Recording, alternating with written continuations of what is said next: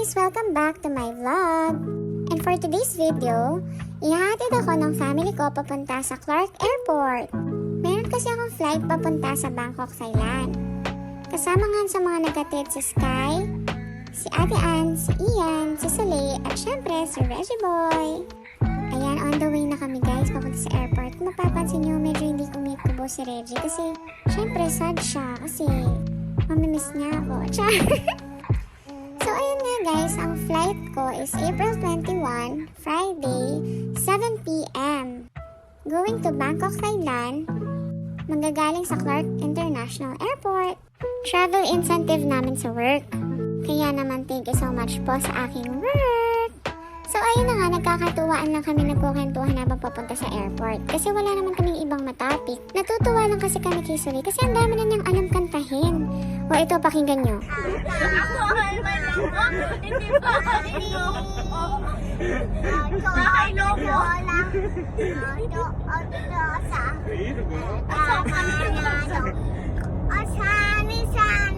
O tignan nyo yung bahay kubo, di ba? Paulit-ulit doon sa sari-sari. So ayun na nga, nandito na kami ngayon sa Clark. Actually, 7 p.m. pa lang yung flight namin. Pero napag-desisyon na namin na pumunta na sa airport ng 3 p.m.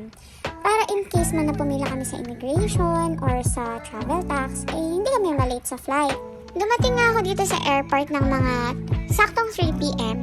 At nandito na sila Ma'am Lali at si Ate Shane. Actually, si Ma'am Lali napaaga siya kasi kasama niya yung family niya. Binabalang kasi ako ni Reggie dun sa mismong tapat ng airport. Hindi naman din ako aware na pwede palang isama mo na yung family sa loob habang naghihintay ka na pumila sa check-in baggage. At ayun nga, nandito na rin si Mamay kaya kumpleto na ang aming group. Tawa kami ng tawa kasi pagdating ni Mamay, tinanong siya kung anong airline niya. alam yung airlines ko. O diba syempre hindi niya alam kasi hindi naman kami nag-book para sa amin. Hindi siya na-inform.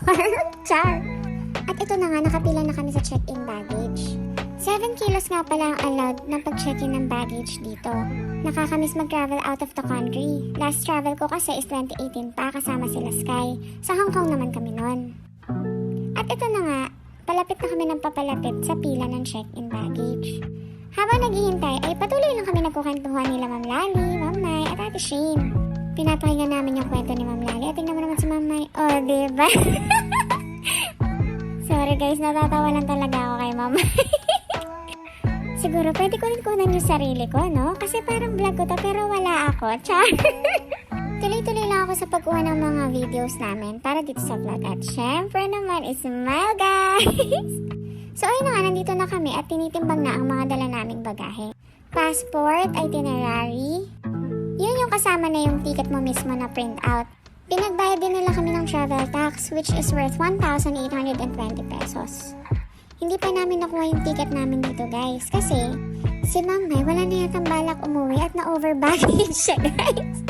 Nung tinimbang kasi yung bagahe niya, 9.1 kilos. 7 kilos lang kasi yung allowed. So kailangan niya magbawas ng gamit at ilipat na lang sa ibang bagahe namin. Actually guys, kakunti lang naman talaga yung dala ni Ma'am Mai. Nagkataon lang na yung nagamit niya daw na maleta is mabigat naman talaga.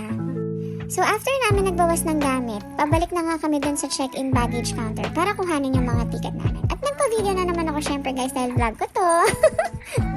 O diba, tuwang-tuwa ako na kuhanin ako ng video. Syempre kukunan ko din yung dalawang supervisors ko. O diba, ang saya-saya. Bago nga pala kami pumunta sa check-in baggage counter, ay sinubukan muna namin timbangin yung bag ni Mamay na binawasan niya ng gamit. And nalaman namin na over pa rin siya guys, pero kukunting-kunti na lang. Binawas niya na lang yung toiletries niya at nilipat namin sa bag ni Ate Shane. Nakakabigat nga naman kasi sa bagahe ang toiletries guys. Toothpaste, sabon, mouthwash, and etc. Syempre kahit alam naman natin na may dadat na tayong gamit sa hotel, iba pa rin pag may dala tayong sariling gamit. At ayun na nga, sumwak na ang bagahe ni Mama. Yes, tuloy ang Thailand! Pwede na namin makuha ang aming mga tickets. Pagbalikan namin sa check-in baggage counter, inabot na sa amin isa-isa ang mga tickets namin. Ito na yun guys, totoo na to. Joke lang, may immigration pa. Actually guys, dun sa immigration, hindi ko na rin nakuhanan ng video. Bawal na daw kasi ang kumuha ng videos and photos while nasa immigration na. So ito na yung kuha after naming makapasa sa immigration. Alam niyo ba guys, na akala ko hindi ako makakapasa. Ang dami kasing tanong sa akin ng immigration officer. Pero carry lang, at least naman nakapasa at tuloy-tuloy na ang kailan. Ginutom nga kami guys kasi pare-parehas pala kami hindi nakakain ng lunch. Siguro dahil excited kami, no? Char! Buti na lang dito sa Clark Airport meron namang kahit pa paano mga restaurants. Yun nga lang, medyo pricey kasi alam naman natin na pricey talaga ang mga pagkain dito sa airport. O diba, gusto niyo ba ng sparkling water guys? 220 pesos. Ang mahal! Kaya order na lang kami ng pasta! Ayan nga pala yung menu. Diba? Nakikita niyo ba yung price? Diyos ko, nakakalula. Nasa Pinas pa lang kami niyan pero, ay naku.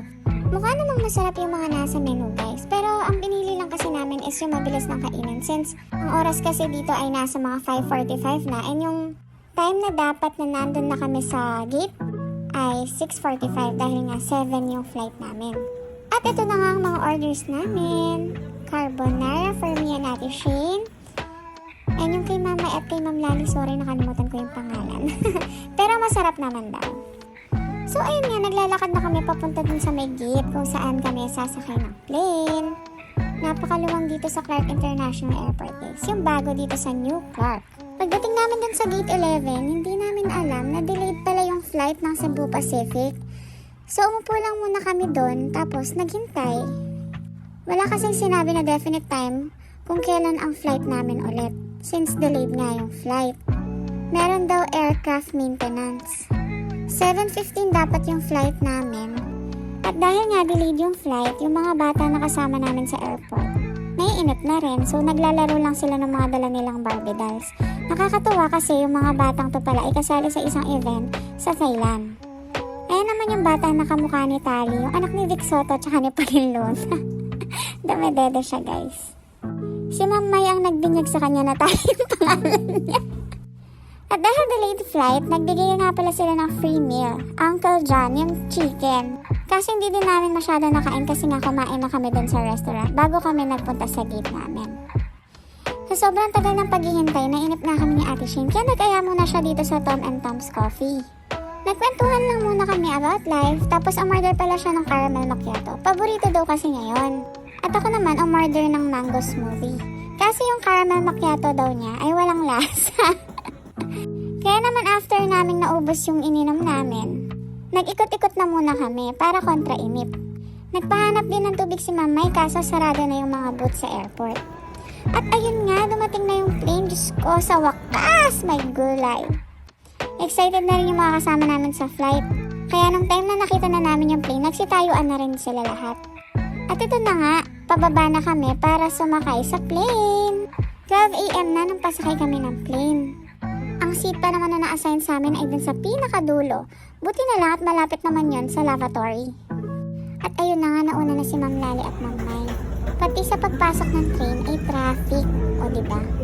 Pero okay lang, at least dumating na yung plane kesa naman mag-announce sila ulit na delayed yung flight, diba? Ayan, nag-video muna kami ni Sis Shane siya. Ang Thailand pala at ang Philippines ay may 1 hour difference. Ahead tayo ng 1 hour sa kanila. Tapos, ang flight ay 3 hours. So, ang estimated time of arrival namin sa Thailand ay 4 AM. O, diba? 4 AM, guys. 4 AM. Diyos ko, tapos 8 AM meron kaming tour. O, diba?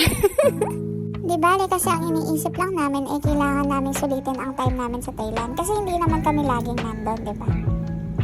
At ito na nga, palipad na yung plane. Diyos ko, sa wakas, guys. At ito na nga, lumipad na kami. O, diba? Bilis. Bigla kami nag-teleport, no, guys? Diba? Wala pa kami sa Thailand, pero 9 minutes na yung vlog. O, diba? Abang kayo sa next vlog ko, ha? Part 2, guys. Bye!